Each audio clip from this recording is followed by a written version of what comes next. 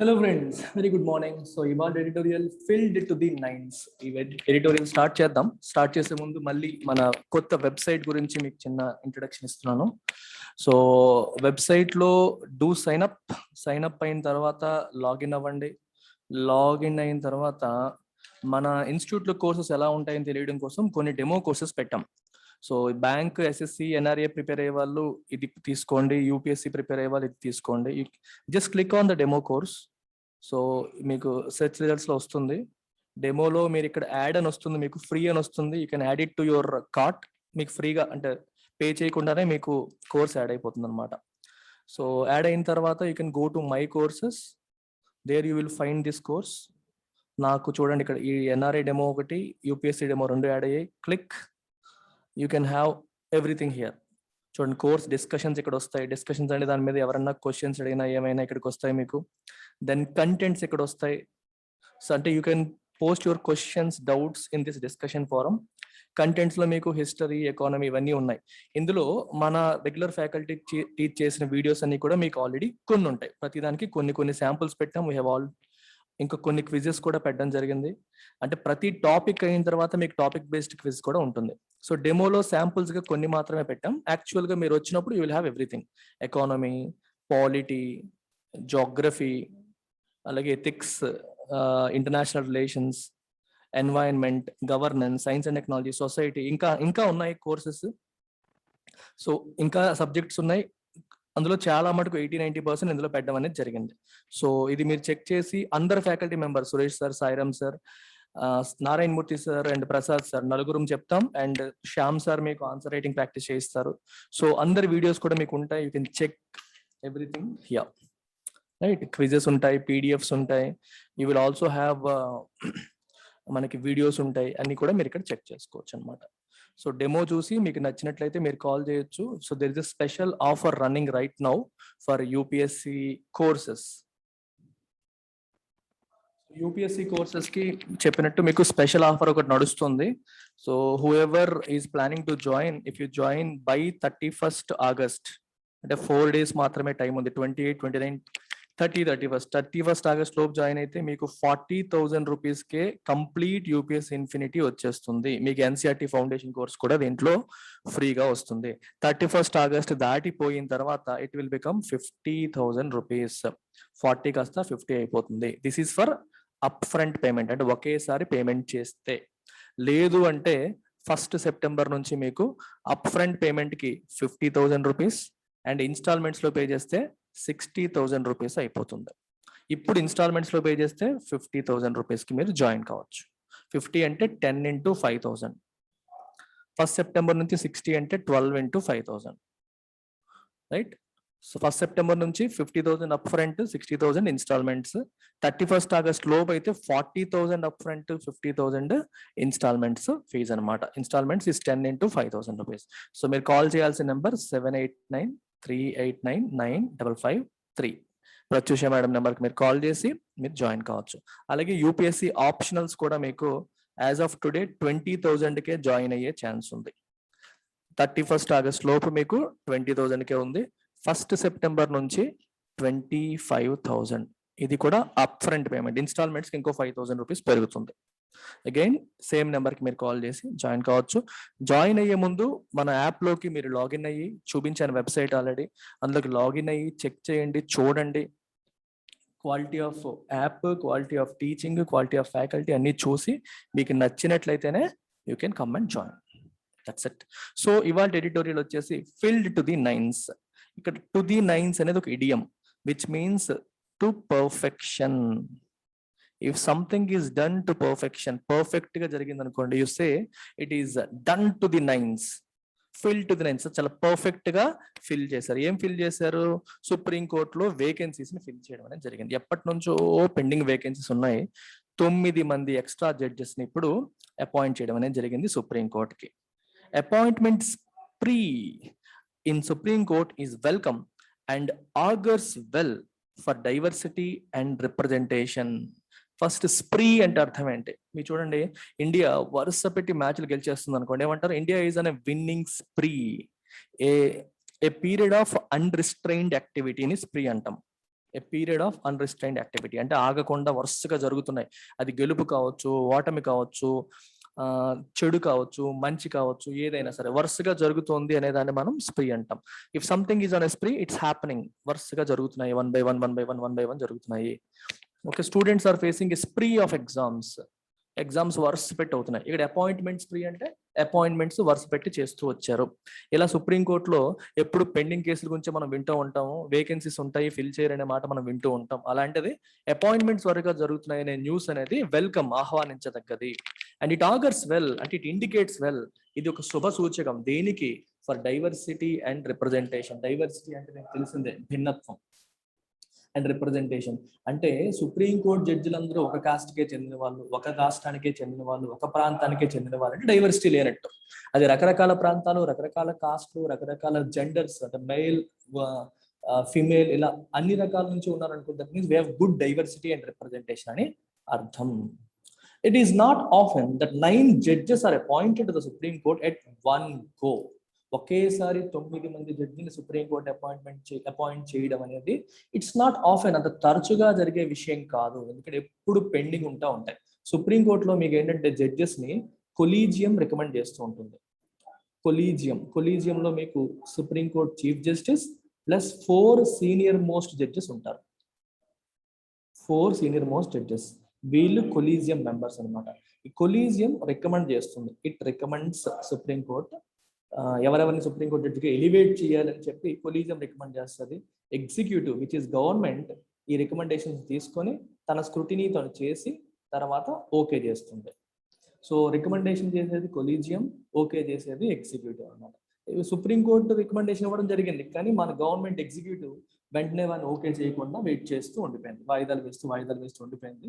దీనిపైన Supreme Court chief justice NV Ramana ఈ మధ్యన బయటికి కొన్ని కామెంట్స్ కూడా విసరడం అనేది జరిగింది. In a welcome sign of cooperation between the judiciary and the executive, judiciary మరియు ఎగ్జిక్యూటివ్ మధ్యలో కోఆపరేషన్, సహకారం చేస్తున్నట్టుగా ఒక సూచన కనిపించింది. అండ్ ఈ సూచన ఎటువంటిది? It is a welcome sign, ఆహ్వానించదగ్గది.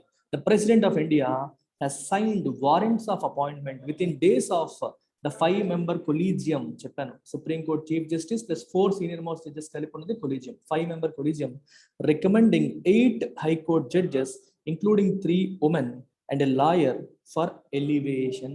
8 మంది హైకోర్టు జడ్జెస్ ని సుప్రీం కోర్ట్ జడ్జెస్ కింద ఎలివేట్ చేస్తూ అంటే ప్రమోట్ చేస్తూ 5-member collegium రికమెండేషన్ ఇచ్చిన కొన్ని రోజుల్లోనే president of India has signed warrants of appointment. ఎందుకంటే సుప్రీంకోర్టు జడ్జిలు అపాయింట్మెంట్ ఎవరిస్తారు?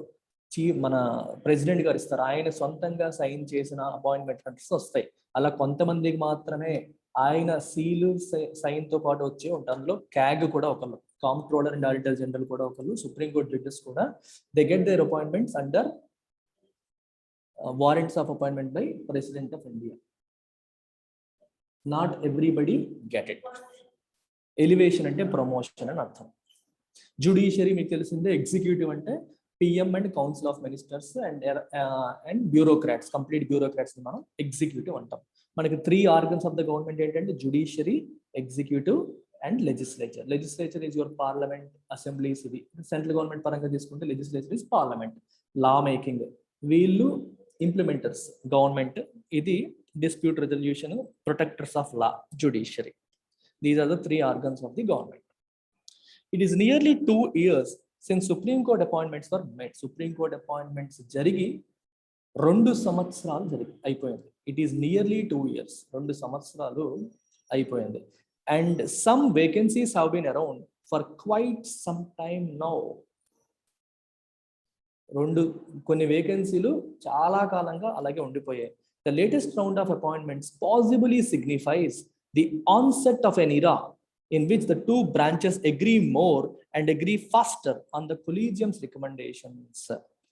జనరల్గా మామూలుగా అయితే చాలా లేట్ అవుతూ ఉంటారు. ఇప్పుడు కూడా అంతే, 2 సంవత్సరాలు అయిపోయింది. సుప్రీంకోర్టులో లాస్ట్ టైం అపాయింట్మెంట్ జరిగి అంటే ప్రమోషన్ జరిగి 2 సంవత్సరాలు అయిపోయింది. కొన్ని వేకెన్సీలు చాలా కాలంగా ఉండిపోయాయి. లేటెస్ట్ రౌండ్ ఆఫ్ అపాయింట్మెంట్స్, అది కూడా ఒకేసారి ఎక్కువ మందికి అపాయింట్మెంట్ జరగడం అనేది ఇట్స్ ఎ గుడ్ సైన్. ఇది ఎటువంటి గుడ్ సైన్ అంటే ఇట్ పాసిబుల్లీ సిగ్నిఫైస్ అంటే ఇట్ ఇండికేట్స్, దేన్ని ఇండికేట్ చేస్తుంది? The onset of an era. Onset అంటే బికమింగ్, అంటే స్టార్టింగ్ అని చెప్పొచ్చు. స్టార్టింగ్ ఆఫ్ ఎన్ ఎరా. ఎరా అంటే ఒక పీరియడ్, ఒక కాలం. ఎటువంటి కాలానికి ఇది స్టార్టింగ్ అని చెప్పొచ్చు? In which the two branches agree more. ఏంటో బ్రాంచెస్? ఒకటేమో జుడిషియరీ, ఇంకోటేమో ఎగ్జిక్యూటివ్. ఈ రెండు కూడా ఒకదాంతో ఒకటి సఖ్యతతో ఉండి ఒకళ్ళ రికమెండేషన్స్ ఇంకొకరు వెంటనే యాక్సెప్ట్ చేసి అది కూడా ఫాస్టర్ గా చేసే రోజులు, చేసే కాలంకి ఇది ప్రారంభంలా కనిపిస్తోంది. ఈ అపాయింట్మెంట్స్ దాన్ని సిగ్నిఫై చేస్తున్నాయి, ఇండికేట్ చేస్తున్నాయి అని అర్థం. ఈ అపాయింట్మెంట్స్ దాన్ని ఇండికేట్ చేస్తున్నాయి అని అర్థం అన్నమాట. The strength of the bench goes up to 33. Strength ఎంతకి వెళ్తుందండి? 33కి వెళ్తుంది. సుప్రీంకోర్టు స్ట్రెంత్ ఎంత? మాక్సిమం స్ట్రెంత్ ఎంత? 34 is the maximum. So sanctioned complement of 34 judges. ఇక్కడ కాంప్లిమెంట్ అంటే మీనింగ్ ఏంటంటే ద ఫుల్ స్ట్రెంత్ అనే మీనింగ్. అర్థమైంది? కాంప్లిమెంట్ అంటే ద నెంబర్, ద స్ట్రెంత్ అనే మీనింగ్ వస్తుంది. కాంప్లిమెంట్కి జనరల్గా మీకు డిఫరెంట్ మీనింగ్స్ ఉంటాయి. మీరు కన్ఫ్యూజ్ అయ్యే ఏరియా ఇది. ఒకసారి చెప్తా చూడండి. So you have this word called complement. When you write compliment, compliment అంటే ప్రశంసించు, అప్రిషియేట్ చెయ్యు. మరి కాంప్లిమెంట్ అంటే అర్థం ఏంటి? ఈ బదులు ఐ పెట్టాను. కాంప్లిమెంట్ అంటే టు కంప్లీట్, పూర్తి చేయడం. అంటే చూడండి, వైఫ్ కాంప్లిమెంట్స్ హస్బెండ్. భర్తని భార్య పూర్తి చేస్తుంది. పూర్తి చేస్తుంది అంటే ఇద్దరు కలిస్తేనే హోల్ అవుతుంది, మొత్తం అవుతుంది అనే సెన్స్ మీద చేసుకోవచ్చు. మీకు ఇంకా ఎగ్జాంపుల్గా చెప్పాలంటే, ఇప్పుడు ఏదన్నా ఒక కంపెనీ తీసుకోండి, లేకపోతే స్కిల్స్ తీసుకోండి. ఫర్ ఎగ్జాంపుల్ స్కిల్స్ తీసుకోండి. మీరు ఎగ్జామ్ ప్రిపేర్ అవుతున్నారు. సో మీకు కొన్ని స్కిల్స్ ఉన్నాయి, కొన్ని స్కిల్స్ లేవు. ఫర్ ఎగ్జాంపుల్ హార్డ్ వర్క్ చేస్తారు, కష్టపడతారు, చదువుతారు, అన్నీ చేస్తారు. కానీ మీకు ఏది వెంటనే అర్థం కాదు. ఎవరో ఒకరు చెప్తే బాగుండు, చెప్తే మీరు క్లాస్ చెప్తే బాగా వినేసి అర్థం చేసుకోగలుగుతారు, కానీ ఓన్గా చదివేసి అర్థం చేసుకోలేరు. So what do you need? You need coaching. Coaching compliments your preparation process. You have a good quality of hard work, discipline ఉంది, అన్నీ ఉన్నాయి. కానీ ఓన్గా చదివి వెంటనే అర్థం చేసుకునే ఎబిలిటీ లేదు. కానీ ఎవరైనా చెప్తే మాత్రం వెంటనే పట్టేస్తావు. సో మీకు ఏది లేదు? ఓన్ అండర్స్టాండింగ్ లేదు. So you need coaching. So coaching compliments అంటే కంప్లీట్స్ యువర్ ప్రిపరేషన్ ప్రాసెస్. ఏదైతే పెండింగ్ ఉందో దాన్ని కంప్లీట్ చేస్తుంది. అది ఒక మీనింగ్ ఆఫ్ కాంప్లిమెంట్. జనరల్గా ఆ మీనింగ్లో వాడతాం. ఇక్కడ ఆ మీనింగ్ లేదు, జనరల్గా ఉన్న మీనింగ్ అది. కానీ ఇక్కడ వచ్చిన మీనింగ్ ఏంటంటే కాంప్లిమెంట్కి స్ట్రెంగ్త్ అని, నెంబర్ అని. కాంప్లిమెంట్ ఆఫ్ 34 అంటే జనరల్గా సుప్రీంకోర్టులో శాంక్షన్డ్ కాంప్లిమెంట్. శాంక్షన్ చేసిన మాక్సిమం స్ట్రెంగ్త్ అంతా 34. సో ఇప్పుడు చేసిన ఫ్రెష్ అపాయింట్మెంట్ వల్ల స్ట్రెంగ్త్ ఎంత పెరిగింది? 33కి వెళ్ళింది. ఇంకా ఒకటి పెండింగ్ ఉంది. రికమెండ్ చేస్తే అతను కూడా రికమెండ్ చేయొచ్చు. In a court that has a sanctioned complement. Sanction చేయబడిన నెంబర్ ఎంత? 34. అందులో 33 ఇప్పుడు ఫిల్ అయ్యాయి. The presence of 3 women and the fact that different high courts are getting representation are positive features and augur well for increasing diversity on the bench. ఈసారి 3 women promote అయ్యారు. 3 women high court జడ్జిలు, supreme court జడ్జిల కింద promote అయ్యారు. And different high courts కి representation వస్తుంది. Different high courts నుంచి promotions అనేవి జరిగాయి. అంటే ఏదో ఒక పర్టికులర్ హైకోర్ట్స్ నుంచే కాకుండా డిఫరెంట్ హైకోర్ట్స్ కి ప్రాతినిధ్యం అనేది లభిస్తుంది. ఇది ఇట్ ఆగర్స్ వెల్. ఇది ఒక శుభ సూచకం. ఇది ఒక శుభ సూచకం దేనికి? For increasing diversity on the bench. Diversity అంటే మీకు భిన్నత్వం, different people, different segments of people ఇప్పుడు మనకి సుప్రీంకోర్టు రిప్రజెంట్ చేయబోతున్నారు అనేది ఒక good sign. In particular justice BV Nagarathna's elevation. She is from Karnataka. Karnataka నుంచి ఈవిడ ఎలివేట్ అయ్యారు. ఈవెన్ ఎలివేట్ చేయడం అనేది అట్ దిస్ పాయింట్, ఎలివేషన్ అంటే ప్రమోషన్, హయ్యర్ లెవెల్ తీసుకెళ్ళడం, means that she may become the first women chief justice of India. Seniority ప్రకారం మనకి chief justice ని ఎన్నుకుంటారు ఎప్పుడు కూడా. సో తిని యాక్చువల్గా ఇంకా టైం ఉంది తినకి. So she has age on her side. So ముందుగానే సుప్రీంకోర్టుకి వెళ్తుంది కాబట్టి 27లో 2027లో తిను సీనియారిటీ లిస్ట్ ప్రకారం వెళ్తే చీఫ్ జస్టిస్ ఆఫ్ ఇండియా అయ్యే అవకాశం తిరిగి ఉంది. రూల్ ప్రకారం వెళ్ళిపోతే సీనియర్ మోస్ట్ పర్సన్ కి ఇస్తే she will become the first women chief justice. ఎందుకంటే ఇండియాలో ఇప్పటి వరకు ఒక్కళ్ళ కూడా ఉమెన్ సిజేఐ లేరు. సో ఆ అదృష్టం జస్టిస్ బివి నాగరత్నకి అందబోతోంది. The trend of appointing members of the bar directly to the Supreme Court continues, with the honor going this time to former Additional Solicitor General P.S. Narasimha, who is also in line to be Chief Justice by a flux of time. Bar అంటే మీకు advocates association. ఇప్పుడు మీకు supreme court chief justice కింద ఎవరు అవ్వచ్చు అని మీరు eligibility criteria చూస్తే హైకోర్టు జడ్జిలుగా పనిచేసిన వాళ్ళు అవ్వచ్చు, లేదా లాయర్స్ కూడా అవ్వచ్చు. అంటే 10 ఏళ్ల పైగా హైకోర్టులోని ఇక్కడ లాయర్గా చేసిన వాళ్ళకి కూడా మీకు సుప్రీంకోర్టులో జడ్జిలుగా అయ్యే ఎలిజిబిలిటీ అనేది ఉంటుంది. సో అందుకనే మెంబర్స్ ఆఫ్ బార్ అంటే అడ్వకేట్ అని అర్థం, ఇంకేం లేదు, సింపుల్గా గుర్తుపెట్టుకోండి. లాయర్లు కూడా జడ్జిల కింద ప్రమోట్ అవుతారు. ఎప్పుడు హైకోర్టు జడ్జిలే సుప్రీంకోర్టు జడ్జిలుగా అవ్వడం కాదు, లాయర్స్ నుంచి కూడా డైరెక్ట్గా సుప్రీంకోర్టు జడ్జిలు తీసుకుంటారు. ఈసారి ఆ గౌరవం ఎవరికి వెళ్ళింది? Additional solicitor general PS Narasimha గారికి వెళ్ళింది. ఈయన కూడా చీఫ్ జస్టిస్ అయ్యే అవకాశం ఉంది విత్ ఎఫ్లెక్స్ ఆఫ్ టైం. ఎఫ్లెక్స్ అంటే అయిపోవడం, టైం గడుస్తున్న కొద్దీ ఈయన టైం వచ్చే అవకాశం కూడా ఉంది. అంటే ఈయన కూడా కొంచెం తక్కువ ఏజ్ లోనే వెళ్తున్నారు. So by the time he reaches retirement, ఆ ఏజ్ వచ్చేసరికి ఈయన సీనియారిటీ లిస్ట్ లో టాప్కి వెళ్ళే అవకాశం ఉంటుంది. అదనమాట మేము. అంటే మన సుప్రీంకోర్టు జడ్జిగా అయినప్పటి నుంచి మన సీనియారిటీ కౌంట్ అవుతుంది. అక్కడ నుంచి ఎన్నాళ్ళు సుప్రీంకోర్టు జడ్జిగా ఉన్నారు అనేది కౌంట్ చేస్తారు. సో ఈయన కొంచెం ఎర్లీగా వెళ్ళారు అనుకోండి, ఈయన సీనియారిటీ పెరుగుతూ ఉంటుంది. ఈయన ఏజ్ ఇంకా తక్కువే ఉందంటే సో ఆయన రిటైర్మెంట్ ఏజ్ వచ్చేసరికి ఈయన సీనియర్ మోస్ట్ అయ్యే అవకాశం ఉంటుంది. So with efflux of time, time గడుస్తున్న కొద్దీ అని అర్థం అనమాట. ఈయన కూడా సుప్రీంకోర్టు చీఫ్ జస్టిస్ అయ్యే అవకాశం ఉంది. A notable candidate whose name doesn't figure in the list is Justice Akhil Qureshi. Chief justice of Tripura అయిన ఈయన పేరేమో ఈ లిస్ట్ లో లేదంట. ఈయన వస్తుంది అని అందరూ అనుకున్నారు కానీ లేదు. Who is fairly high in the all India seniority list of high court judges. High court judges seniority list లో ఈయన పైనే ఉన్నారు కానీ ఈయన్ని ఇంక్లూడ్ చేయలేదు. That the finalisation of the recommendations came about after the retirement of Justice Rohinton Nariman and a change in the composition of collegium with it may indicate that the names were the outcome of a compromise. So ఈ sentence చాలా important sentence అంటే కొంచెం careful గా వినండి. That the finalization of recommendations came about after the retirement of justice Rohinton Nariman. ఇప్పుడు నేను చెప్పాను మనకి కొలీజియంలో ఎవరెవరు ఉంటారు? కొలీజియంలో ఎవరెవరు ఉంటారు? CJI plus 4 senior most judges ఉంటారని చెప్పాను. ఇంతకు ముందు ఈ నలుగురిలో ఒకళ్ళుగా ఈ ఆర్ నారిమన్ ఉండేవాళ్ళు. సో ఈయన రికమెండ్ చేశారు. ఎవరిని? అఖిల్ ఖురేషిని రికమెండ్ చేయడం జరిగింది. అయితే రికమెండ్ చేశారు కానీ వీళ్ళు అపాయింట్మెంట్ చేయకుండా ఆగిపోయారు. ఇప్పుడు ఈయన రిటైర్ అయిపోయారు. ఈయన రిటైర్ అయిపోయిన తర్వాత ఆర్ నారిమన్ రిటైర్ అయిపోయిన తర్వాత కొలీజియం కంపోజిషన్ మారిపోయింది. ఈయన ప్లేస్ లో ఇంకొక సీనియర్ మోస్ట్ జడ్జి ఇందులోకి వస్తాడు, అంతేనా? ఇంకో senior most judge. So collegium composition అనేది మారిపోయింది. అందుకే రాశారు the finalisation of recommendations came about after the retirement of justice Nariman. ఆయన మారిపోయిన తర్వాత కొత్త కొలీజియం రికమెండేషన్ చేసింది. కొత్త కొలీజియం రికమెండేషన్ లో ఈయన పేరుని తీసేశారు. ఇది తీసేశారు అనేది దేన్ని ఇండికేట్ చేస్తుంది? May indicate that the names for the outcome of a compromise. ఏదో కాంప్రమైజ్ అయ్యింది అంటే ఆయన ముందు అనుకున్న ప్రకారం జరగలేదు కానీ ఈయన ఉండకూడదు, ఆయన ఉంటే మేము అపాయింట్ చేయడం, సంథింగ్ ఏదో జరిగింది. ఎవరెవరికి? కొలీజియంకి మరియు ఎగ్జిక్యూటివ్కి ఏదో జరిగి ఉంటుంది. అందుకే ఆయన పేరుని రిమూవ్ చేయాల్సి వచ్చింది అని చెప్పి అనిపిస్తుంది. ఎందుకంటే ఇక్కడ గవర్నమెంట్ కూడా వాళ్ళ సెన్సిటివిటీస్ కూడా ఉంటాయి. కొన్నిసార్లు గవర్నమెంట్ అంటే వాళ్ళకు అనుకూలంగా లేని వాళ్ళని ఒప్పుకోకపోవడం, ఏదో రకంగా ఇబ్బందులు క్రియేట్ చేయడం ఎగ్జిక్యూటివ్ కూడా చేస్తూ ఉంటుంది. అందుకే పూర్తిగా ఎవరిని ప్రమోట్ చేయాలనే విషయాన్ని గవర్నమెంట్ చేతిలో పెట్టకుండా కొలీజియం సిస్టమ్ చేతిలో పెట్టారు. Because it ensures independence of supreme court. Judiciary యొక్క ఇండిపెండెన్స్ అనేది ఎన్ష్యూర్ చేస్తుంది.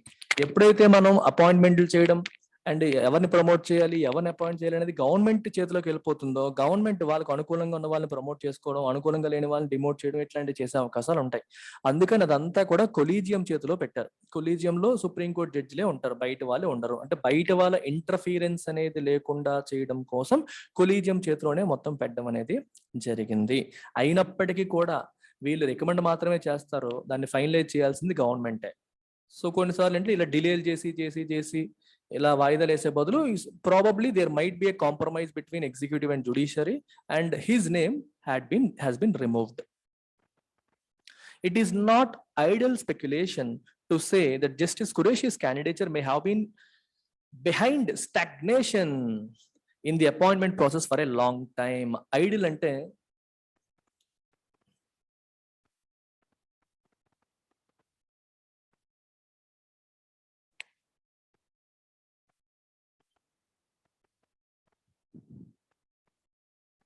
ఐడియల్ అంటే ఇక్కడ మీనింగ్ పాయింట్లెస్ అని. జనరల్గా ఐడియల్ అంటే ఒంటరి అనే మీనింగ్ వస్తుంది.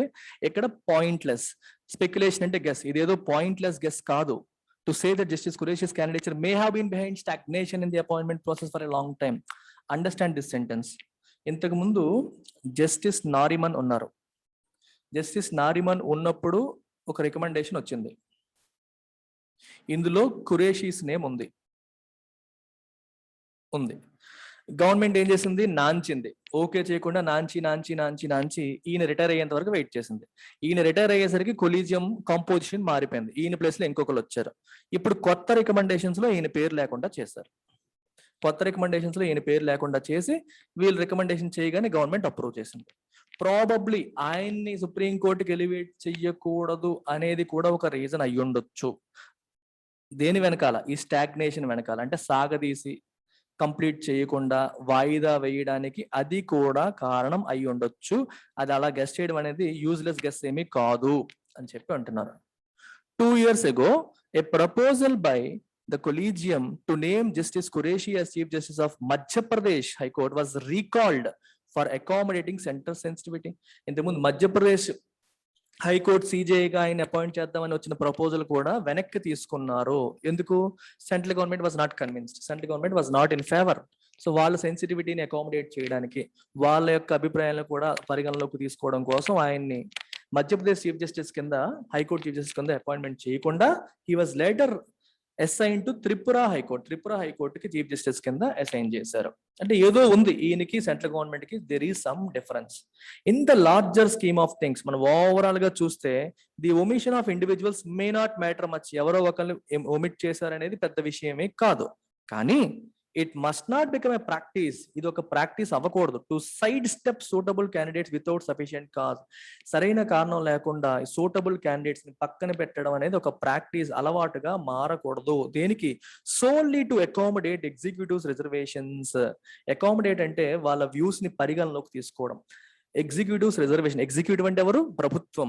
రిజర్వేషన్స్ అంటే వాళ్ళ యొక్క అనుమానాలు, వాళ్ళ యొక్క డౌట్స్, వాళ్ళ యొక్కవి. వాళ్ళకి ఏదో ఈయన క్యాండిడేట్ల పైన అనుమానాలు ఉన్నాయి కదా అని చెప్పేసి పూర్తిగా ఆయన పక్కన తీసేయడం అనేది కూడా ఒక మంచి పద్ధతి కాదు. It is not a good practice to side step, పక్కన పెట్టేయడం అనేది కరెక్ట్ కాదు. ఇక్కడ అకామిడేట్ అనే పదం చూడండి, చాలా ఇంట్రెస్టింగ్ ఉంటుంది. ఇప్పుడు మీరు ఎప్పుడన్నా ఎక్కడికన్నా వెళ్ళారనుకోండి, ముగ్గురు ఉంటున్నారు, నీ ఫ్రెండ్ వచ్చాడు, వాడికి నాకు అకామిడేషన్ ఇస్తారా అని అడుగుతాడు. సరే వచ్చేసేయి, మాతో పాటు ఉండు అంటావు. అక్కడ నువ్వేం చేసావు? అతన్ని మీతో పాటు ఉండనిచ్చావు. You have accommodated him to stay with you. అలాగే మనం మాట్లాడేటప్పుడు కూడా నువ్వు ఒక మాట చెప్తావు, ఎదుటోడు ఇంకో మాట చెప్తాడు. ఎదుటోడు చెప్పిన మాటను నువ్వు యాక్సెప్ట్ చేసి పరిగణలోకి తీసుకున్నావు అనుకో, that means you are accommodating his idea, you are accommodating his thought process. ఒక వ్యక్తికి నువ్వు ఎలాగైతే ఫిజికల్ గా ఉండడానికి చోటు ఇచ్చావో, అకామిడేషన్ ఇచ్చావో, ఇది కూడా అంతే. ఎదుటి వాళ్ళ ఐడియాస్ ని కూడా పరిగణలోకి తీసుకోవడానికి మనం అకామిడేట్ అనే పదాన్ని వాడవచ్చు. అంటే ఫిజికల్ గానే కాదు, ఇలాంటి వాటికి కూడా అకామిడేషన్ అనే పదం వాడవచ్చు. సో ఎగ్జిక్యూటివ్ యొక్క డౌట్స్, ప్రభుత్వం యొక్క అనుమానాలు, డౌట్స్, ఇవన్నిటిని కూడా పరిగణలోకి తీసుకొని సరైన కారణం లేకుండా సూటబుల్ క్యాండిడేట్స్ ని పక్కన పెట్టడం అనేది మంచి ప్రాక్టీస్ కాదు అని అంటున్నారు. After all, the opaque collegium system is sustained only by the believe that it is a బుల్వార్క్ against executive intervention. Opaque అంటే నాన్ ట్రాన్స్పరెంట్. అసలు కొలీజియం సిస్టమే నాన్ ట్రాన్స్పరెంట్. అందుకని కొలీజియం రికమెండ్ చేస్తుంది అని చెప్పేశారు, కానీ కొన్నిసార్లు వాళ్ళు రూల్స్ ఫాలో అవ్వకపోయినా, వాళ్ళకి ఫేవరబుల్ గా ఉన్న వాళ్ళని మంచి వెనకాల సీనియారిటీలో వెనక్కుండి ఫేవరబుల్ గా ఉన్న వాళ్ళని ముందుకు తెచ్చేసుకున్నా మనం ఆపడానికి ఏం లేదు. ఇట్ ఈస్ ఒపేక్, ట్రాన్స్పరెంట్ కాదు. ఎందుకు మీరు పలానా వాళ్ళు చెప్పారన్నా వాళ్ళు కొన్నిసార్లు వివరాలు ఇవ్వకపోయినా మనం అడగడానికి లేదు. అలాంటప్పుడు మీకు క్వశ్చన్ వస్తుంది, అలాంటప్పుడు సుప్రీంకోర్టు జడ్జిని సుప్రీంకోర్టు వాళ్ళే ఎందుకు సార్ చేసుకోవాలి, గవర్నమెంట్ చేయొచ్చు కదా అని మీరు అడగొచ్చు. కానీ గవర్నమెంట్ చేస్తే దాన్ని ఇంకా మిస్యూజ్ చేసే అవకాశం ఉంటుంది. ఎందుకంటే గవర్నమెంట్ వాళ్ళకు అనుకూలంగా ఉన్న వాళ్ళని జడ్జిల కింద ఎలివేట్ చేసే అవకాశం ఉంటుంది, రైట్? అది ఇంకా పెద్ద problem. Collegium system is a బుల్వార్క్ against executive intervention. ప్రభుత్వం కోర్టు వ్యవహారాల్లో ఇంటర్వ్యూన్ అవ్వకుండా, మధ్యలో తలదూర్చకుండా, కోర్టు యొక్క ఇండిపెండెన్స్ ని దెబ్బతీయకుండా ఉండడానికి బుల్వార్క్. It is a protective measure. It's a protection. అర్థమైందా? ఇట్ ఈస్ ఏ బుల్వార్క్ అంటే ఏంటి మీకు ఇక్కడ మీనింగ్? ఒక కట్టుగోడ లాగా, కట్టుగోడ అంటాను, ఒక కోట గోడ, ఒక డిఫెన్సివ్ వాల్ అంటాం చూడండి, మనకి ప్రొటెక్ట్ చేసే వాల్ లాంటిది అనమాట. అంటే ఎగ్జిక్యూటివ్ జుడిషియరీ విషయాల్లో దూరిపోకుండా ఉన్న ప్రొటెక్షనే కొలీజియం సిస్టమ్. మా రికమెండేషన్స్, మా అపాయింట్మెంట్స్, మా ప్రమోషన్స్ మేమే చూసుకుంటాము, మీరు చూడకూడదు అని. అయితే అది కూడా ఒపేక్ ఉంది, ట్రాన్స్పరెంట్గా లేదు, ఎవరిని చేస్తున్నారు ఎందుకు చేస్తున్నారని క్లారిటీ లేకుండా అయిపోతుంది. ద రైజ్ అండ్ డిటర్ అంటే ది పర్పస్, ఇది ఒక ఫ్రెంచ్ వర్డ్, దీని మీనింగ్ ఏంటంటే పర్పస్ అని. The purpose should not be lost sight of. Collegium system create చేసిన పర్పస్ పోకూడదు. పర్పస్ ఏంటి? ఎగ్జిక్యూటివ్ ఇంటర్ఫీరెన్స్ నుంచి ప్రొటెక్ట్ చేయడం అనేది పర్పస్.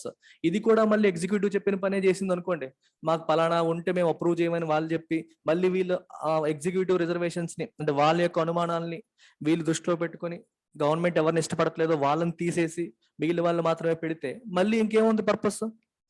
కోర్టు వ్యవహారాల్లో ప్రభుత్వం దూరిపోయినట్టే కదా. So the purpose should not be lost sight of.